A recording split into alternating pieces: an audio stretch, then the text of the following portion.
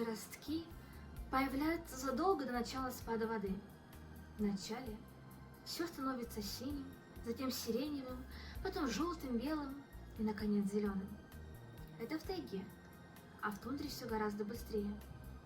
Там, среди нетронутых сугробов, можно увидеть зеленые островки, а почки на вербе лопаются сразу же, как только ветки выглянут из-под снега. Сегодня тишина, а на утро гвалт, шум, свист. Кажется, не птицы прилетели, а земля поет. Всего несколько дней в шуме ручьев и бесчисленных речушек слышится гомон птичьих стай, прилетевших на места гнездовий. И снова наступает тишина. Птица на гнезда села.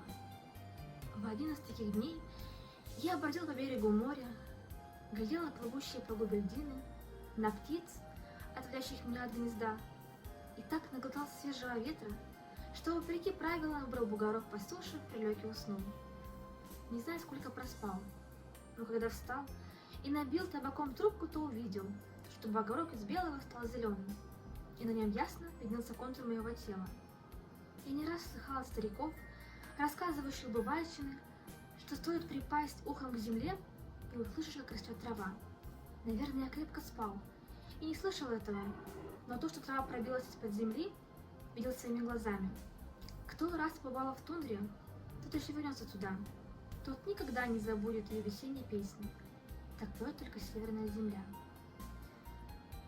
Нигде больше не услышишь разнообразных голосов.